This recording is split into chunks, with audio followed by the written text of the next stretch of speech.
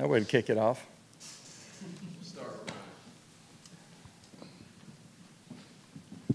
What are the challenges of preparing for a team when you're unsure who's going to start at quarterback?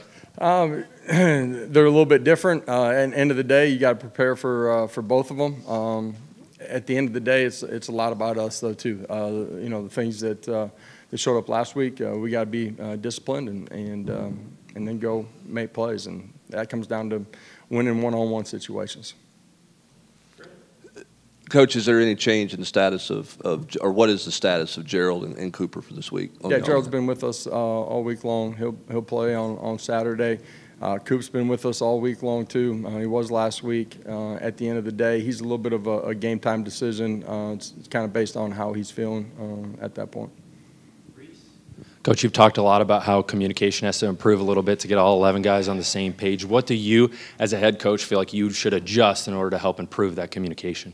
There's subtle things that we do. End of the day, you know, how we've operated offense, defense, you know, special teams. We've done it at a high level. Guys got to take ownership of it as well and make sure that we are in sync.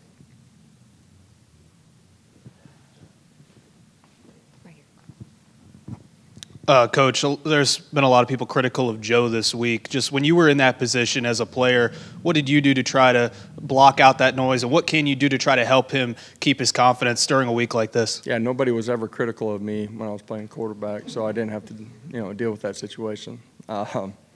Listen, and it's for everybody in the building, right? If you think your value is based off of outside opinion when it's going well or when it hasn't gone as well as you would like it to, you're putting yourself in a situation to be up and down. Be consistent in your preparation. You got to plan for those guys every single week. Be into your routine. Doesn't ensure that you're going to play perfect. It's hard in this game to do that. You got 11 guys on the other side of the football. You got strategy from the coaches. At the end of the day, you prepare the best you can to put yourself in a position to go play your best. Joe's got things that he can do better, but the guys around him got to do things better too. And at the end of the day, if you know you're in 2nd and 20 all day, it makes things real difficult. So offensively, we got to control the controllables. You can't have a bunch of self-inflicted wounds. You got to play smart football. You do that, you give yourself a chance to move the football and score points. Josh, obviously, offensive line is a tremendously developmental position, but do you feel like any of those young guys are coming along to where maybe they can help you out in the rotation anytime soon? The guys that have been in the rotation, we continue to anticipate play. I said it early in the week this week, the way the game unfolded last week, you know, we as a coaching staff probably didn't do a good enough job of rotating. And sometimes the flow of the game can dictate some of that as well, too. The guys that are going to play need to play at a high level. The developmental guys that, you know, we have inside of our program, listen, you got to continue to prepare and get yourself ready to go play at a really high level when you get your opportunity. And so as the season goes on, yeah, we want those guys to continue to develop and put themselves in a position to play. Yeah. Josh, do you have an update on Danico's availability for this game? Slaughter? Yeah. Yeah, he should be available for this football game.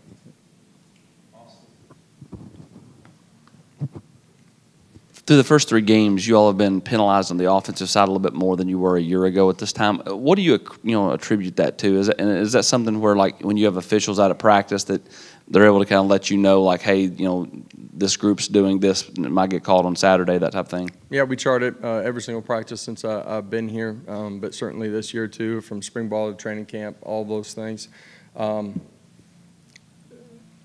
Why it transpired the way that it did last week, you know, I don't have an exact reason. I do think the momentum of the game, we didn't reset from play to play. And you can't do that in this game. That was a point of emphasis just in, you know, my communication to them last week. We do have new guys inside of what we're doing. You look at the left side of the offensive line from center all the way over. You know, those are new guys inside of our system. You know, tight ends new.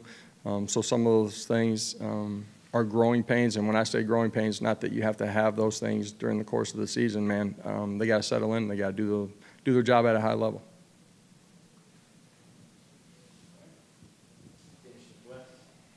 Wes not going to let me get out of here.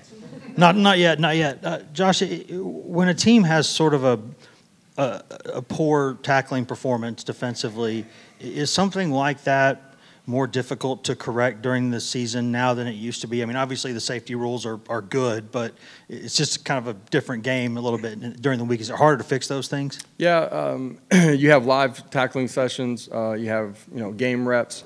The fundamentals of your tackling are something that we work every single day, and so you have to continue to work those things.